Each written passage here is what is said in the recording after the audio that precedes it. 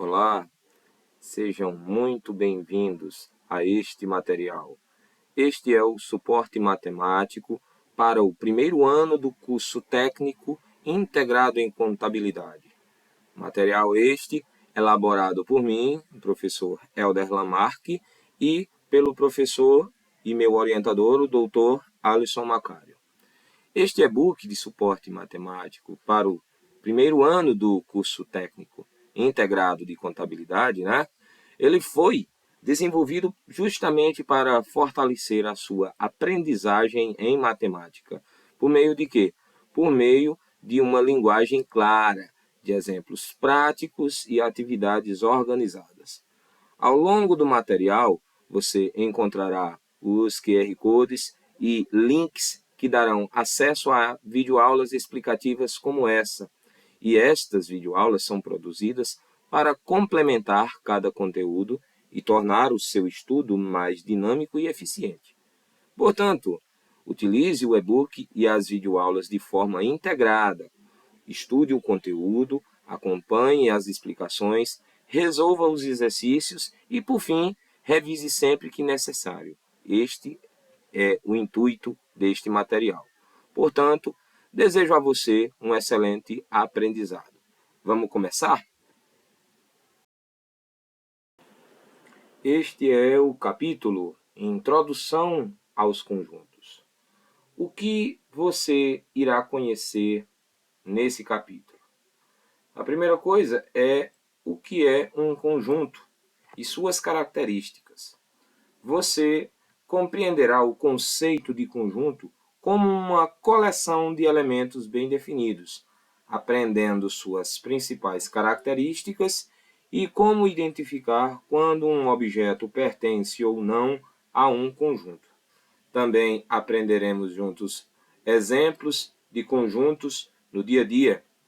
Assim, veremos que os conjuntos estão presentes em diversas situações do cotidiano, como listas de alunos, meses do ano, cores, números e objetos, tornando esse conceito mais fácil de aprender. E tudo isso trabalhando amplamente os conceitos e toda a simbologia e representação dos conjuntos. Aqui você aprenderá os símbolos utilizados na teoria dos conjuntos, como os de pertencimento e inclusão, além das principais formas de representar um conjunto, seja ele por extensão, por compreensão ou por diagramas. Tudo isso sendo trabalhado pela teoria dos conjuntos, estudando, portanto, a sua importância. Então, assim, turma, por fim, nós entenderemos por que a teoria dos conjuntos é considerada um dos pilares da matemática, sendo utilizada em conteúdos como funções, como probabilidade e estatística, na lógica e em diversas aplicações da ciência e da tecnologia, fatos esses tão necessários, para o âmbito da contabilidade.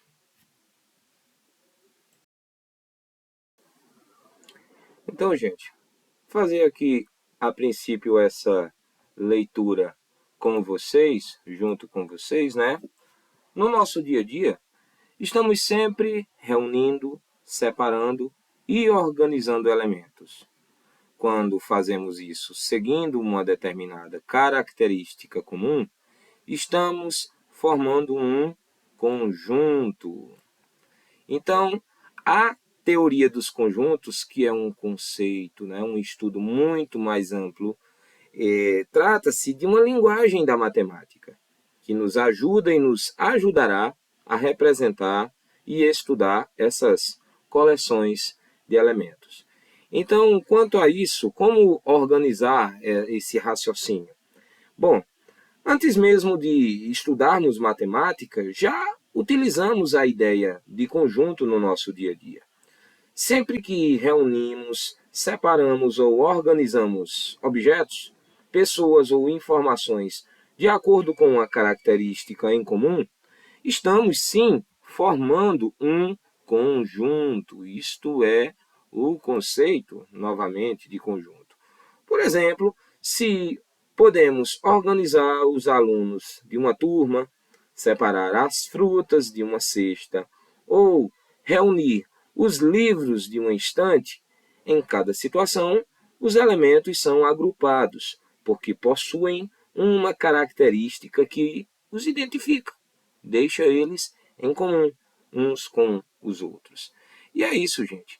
A teoria dos conjuntos, ela faz o quê? Ela é, então, o ramo da matemática que estuda essas coleções de elementos, tá? Que estuda, dá detalhe a esses elementos. Ela fornece, portanto, uma linguagem própria, com símbolos e representações, que nos permite descrever, comparar e analisar conjuntos de forma precisa.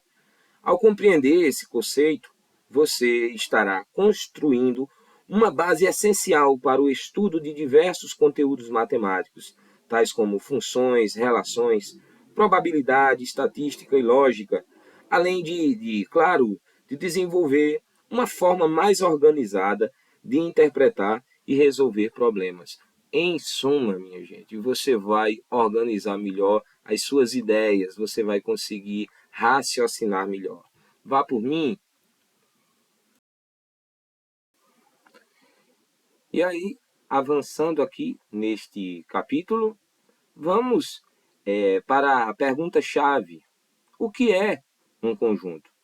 Um conjunto é, portanto, uma coleção, podemos dizer assim, uma coleção bem definida de elementos. Esses objetos, né, as pessoas, os números, as letras, os símbolos, eles podem ser, portanto, de qualquer natureza, desde que possuam uma característica em comum. Então, eu não terei como dizer que um conjunto contendo uma laranja e uma maçã seja um conjunto com dois elementos, se eu não definir com clareza o que são esses elementos, certo? Então, se eu criar uma descrição em comum para esses elementos, aí sim eu terei um conjunto com dois elementos. Se eu puder dizer que esse conjunto contendo o elemento laranja e o elemento maçã for o conjunto de frutas, ele terá dois elementos, né? Mas aí se eu atribuir características distintas, tanto à maçã quanto à laranja, então é claro que eles se diferenciarão um do outro, não serão parte do mesmo conjunto. Em suma, é isso que você precisa ter em mente para acompanhar o e-book. De que um conjunto é, então, uma coleção de elementos que possuam características em comum, tal como eu disse, né? Então, na matemática, esses conjuntos precisam ser representados literalmente com letras maiúsculas, sejam elas A, B, C, D, E, todo o alfabeto, tá? E elementos internos pertencentes ao conjunto, se assim o forem, precisarão ser com letras minúsculas. Para quê? Justamente para se diferenciar, ok?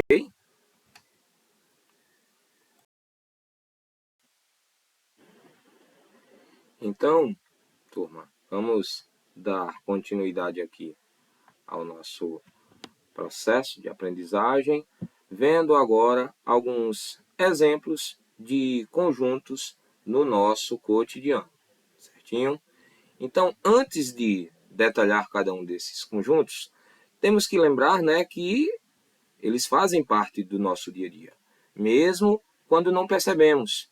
Mas isso acontece sempre que agrupamos elementos com características em comum, tal como nesses exemplos que estão aqui diante de nós. E quando fazemos isso, estamos, na verdade, formando conjuntos. Então, perceba você também que cada conjunto recebe uma letra maiúscula. Isso não é à toa. Isso tem um porquê. É justamente para não confundir com os elementos desse conjunto. Então, essa descrição é já muito comum o uso da colocação de uma letra maiúscula, certinho? Então, vamos começar aqui com alguns desses conjuntos. Começando aqui pelo conjunto A, frutas cítricas. Então, como você pode ver, se eu atribuísse um número para cada um desses elementos, esse conjunto teria laranja como número 1, limão como número 2, tangerina como número 3, limão siciliano como número 4 e o grapefruit como elemento número 5, totalizando então 5 elementos esse primeiro conjunto A, né? Ao passo que esse conjunto B, que representa os dias da semana, já, por sua vez, ele tem que elementos? Se eu chamasse, eu poderia chamar de A, referente à segunda-feira, como B, referente ao elemento da terça-feira, C, como elemento referente à quarta-feira, D, referente ao elemento da quinta-feira, E, referente ao elemento da sexta-feira, F, referente ao elemento do sábado, e G, referente ao elemento do domingo, sendo esse, portanto, um conjunto com 7 elementos. Tanto o conjunto A quanto o conjunto B são conjuntos finitos, pois, como você pode ver, eu terminei de enumerar todos os elementos. O mesmo acontecerá com esse conjunto C. Está intitulado aqui como conjunto de materiais escolares. Conjunto de materiais escolares. Então, que elementos estão enumerados aqui? Eu posso, novamente, para não ter que escrever cada elemento, né, porque ficaria algo extenso, eu posso criar sequências numéricas, eu posso colocar letras, desde que eu atribua especificamente, tal como eu venho falando. Então, novamente, olha, eu posso dizer que A refere-se ao caderno, B refere-se ao lápis, C refere-se à borracha, D refere-se à caneta, E refere-se à régua, F refere-se ao apontador. E, por fim, eu fecho a chave. Então, esse conjunto também é finito. Veja que eu consegui enunciar aqui todos os elementos. Nesse caso, trata-se de um conjunto com 5 elementos. E agora vamos para um caso onde o conjunto ele é infinito, onde eu terei que me limitar a apenas expor alguns dos elementos, normalmente os primeiros elementos dessa sequência. Então, esse conjunto D está aqui representado como o conjunto dos números pares. Que característica é essa? É o fato de um número poder se dividir exatamente por 2. Isso caracteriza os números como pares. Então, nessa sequência numérica, temos aqui, a princípio, 2, eu acrescento 2 unidades, tenho o próximo divisor par, que é o 4, em seguida 6, 8, 10, 12. Veja que aparecem aqui as reticências. Elas indicam que esse conjunto traz mais elementos. Nesse caso aqui, trata-se de um conjunto infinito. Eu poderia continuar 14, 16, eu não terminaria nunca de enunciar. Então, por isso eu estou aqui colocando as reticências. E, por fim, vejamos aqui o caso desse conjunto E. Ele é um conjunto finito. Está aqui expondo conjunto E, conjunto dos cursos técnicos. Então, eu posso dizer que A refere-se ao curso de informática, B ao curso de contabilidade, C ao curso de administração, e veja, já está apresentado ali a reticência. Então, nesse caso, está afirmando que esse conjunto E, conjunto dos cursos técnicos, se trata de um conjunto infinito? E a resposta é não, pois as reticências aqui estão transmitindo a informação de que, na verdade, existem mais elementos. Por exemplo, eu poderia dizer que o conjunto D é o conjunto do curso de técnico em edificação, o conjunto é o conjunto do curso de enfermagem e assim por diante. E eu continuaria colocando aqui as reticências, indicando que existem outros cursos mais. Mas quando eu terminasse essa sequência, aí sim eu teria o elemento final. Um elemento, um curso qualquer, aí Z. Ok? Prosseguindo aqui os nossos raciocínios. E vamos agora dando continuidade. Vamos aprender juntos a simbologia básica dos conjuntos. O que vai acontecer nesse momento? Nós vamos conhecer os principais símbolos utilizados na teoria dos conjuntos. Para que eles servem? Bom, eles facilitam a escrita e a interpretação das relações entre elementos e conjuntos, né? Então, pessoal, a começar aqui, temos esse primeiro, o símbolo de pertencimento, o nosso conhecido pertence. Esse símbolo indica que um elemento faz parte de um conjunto. Então, vamos a um exemplo inicial.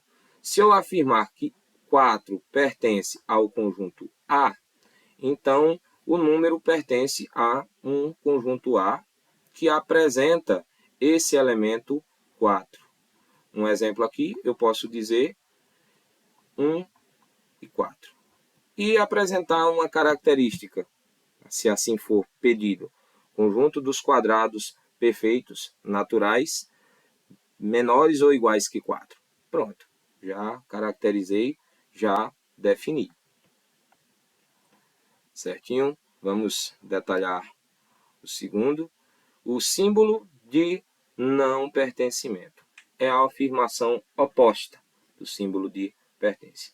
Esse caso aqui, ele indica que um elemento não faz parte de um conjunto. Nesse mesmo conjunto, com aquela mesma descrição que eu dei, eu posso afirmar que 5 não pertence ao conjunto A, né?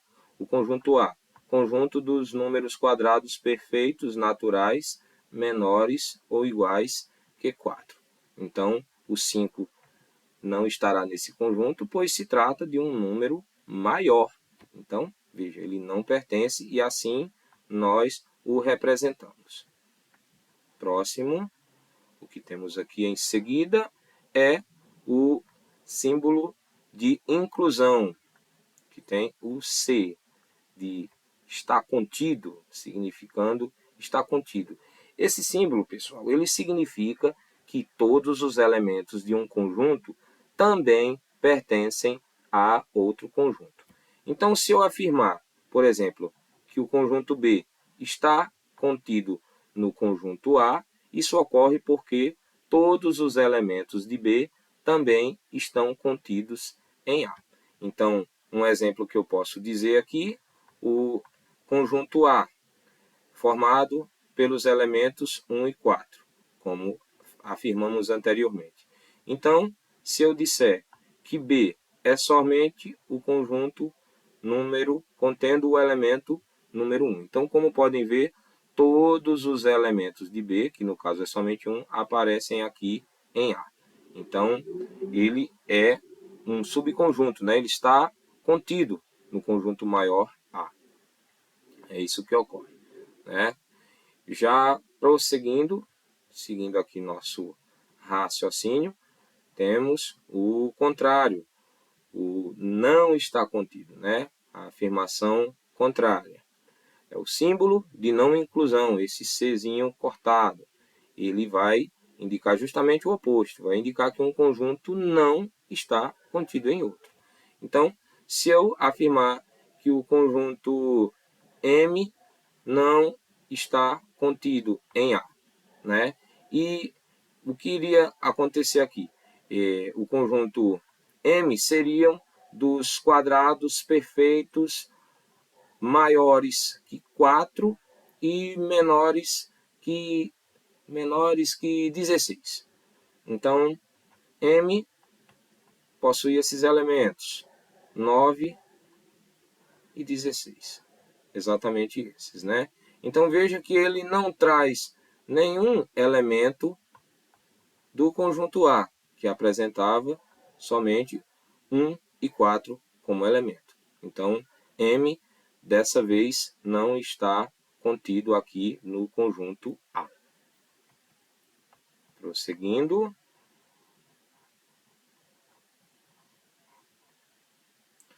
O que temos mais? Temos o conjunto vazio, é a ausência de elementos. Existem duas formas de representá-lo, com esse símbolo, um círculo com um corte, e também com as chaves sem elemento algum.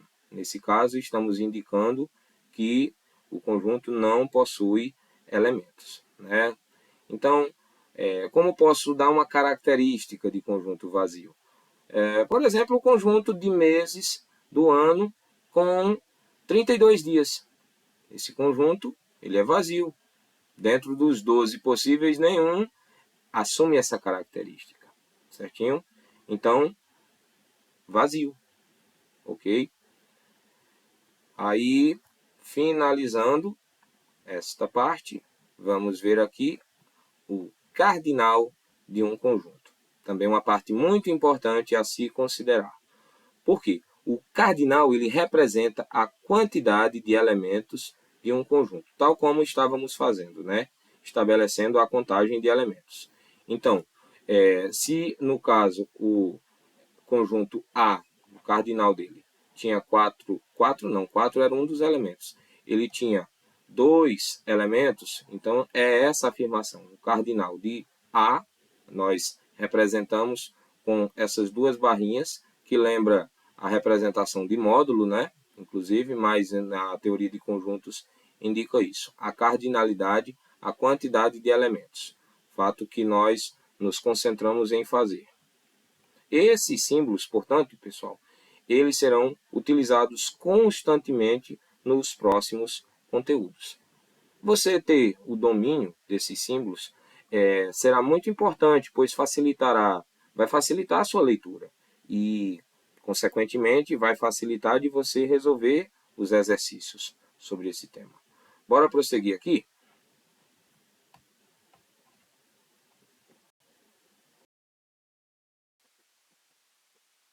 Eu também quero aproveitar o fim desse vídeo já para trazer para vocês algo que não deixa de ser uma curiosidade, certo? Uma curiosidade interessante. Compartilhar isso com vocês. A teoria dos conjuntos foi criada no final do século XIX pelo matemático alemão Georg Cantor. Essa é a base de toda a matemática moderna. Então, por isso que quando você entra no ensino médio, o primeiro conteúdo que você tem contato é conjuntos. É como se fosse um idioma para realmente você conversar sobre matemática durante todo o ensino médio, né? A importância, portanto, da teoria dos conjuntos é tão grande que ela é praticamente base de todo o estudo da matemática, seja geometria, seja álgebra, né? Conjuntos está em toda parte. Essa figura aqui, também é interessante frisar, ela representa um diagrama de Van Euler. Ela é uma forma gráfica de mostrar a relação entre diferentes conjuntos. Nos capítulos seguintes, nós vamos aprender a interpretar e a utilizar esses diagramas para resolver diversos problemas matemáticos. Inclusive, você conseguirá, isso eu posso te garantir, você conseguirá até interpretar textos de uma forma muito mais eficiente, se você dominar essa linguagem. Então, pessoal, você perceba que estudar conjuntos vai ser, né, muito mais do que simplesmente aprender uma coisa nova. Você vai, na verdade, construir um alicerce para compreender conteúdos muito mais avançados na matemática. E eles não serão mais tão difíceis para você. Você saberá dominar a ferramenta corretamente. E aí, para encerrar, eu quero compartilhar com vocês aqui umas dicas de milhões. certo? Que serão fundamentais para você ter um bom resultado no estudo de conjuntos, né? Separei aqui alguns tópicos que eu quero conversar com vocês. O primeiro deles é falando que um conjunto deverá ter elementos bem definidos. O segundo ponto é que não pode haver dúvidas sobre o que pertence ou não a um conjunto, certo? Isso deve ficar muito bem estabelecido. Outra coisa importante, a ordem dos elementos não altera o conjunto. Acredito que o primeiro contato de você ver essa premissa era ano passado, quando você estava no nono ano, estudando equação de segundo grau, e havia uma certa confusão. Alguns coleguinhas alunos têm a confusão de qual vem primeiro como resultado de x1 e x2 no conjunto de solução. E na verdade é que a ordem não importa. É natural que se coloque em sequência crescente, mas não é necessariamente uma regra, né? E por fim, elementos repetidos não são considerados mais de uma vez, tá? Então, voltando aqui, detalhando melhor para vocês, assim como eu prometi, eu queria falar um pouquinho a respeito dessa primeira, que diz que um conjunto deve ter elementos bem definidos. O que isso significa? Significa que um elemento vai pertencer a um conjunto ou não. Por exemplo, o conjunto de meses do ano. É um conjunto bem definido, pois sabemos exatamente quais meses fazem parte dele. E qual é o cardinal? Você lembra? É 12. Esse conjunto tem 12 elementos, certo? Outra característica é a ordem dos elementos, certo? Isso não altera o conjunto. Eu posso definir aqui o conjunto M com os elementos 1, 2 e 3. Se a caracterização for somente assim, não vai fazer diferença. Ele pode estar representado dessa forma, contendo os elementos 1, 2, 3. Está tudo certo, tá? Outra coisa que eu também quero deixar aqui exposto para vocês, e a importância é a mesma, é que elementos repetidos não alteram o conjunto. Isso aqui eu vou até grifar também, é muito importante. Então, a quantidade. Se eu disser aqui que um conjunto P traz esses elementos, 1, 1, 2, 2, 3, 3, 4, 4. Na verdade, o conjunto P ele só tem esses elementos aqui, 1, 2, 3 e 4. E o cardinal dele é o que? 4 elementos. Ok? Então, a repetição não altera a natureza do conjunto. Tá? E é isso. Agora você conhece os conceitos fundamentais da teoria dos conjuntos. E está já naquele preparo para avançar para os próximos conteúdos e explorar novas operações e aplicações desse importante tema da matemática. Vamos em frente e bons estudos para vocês.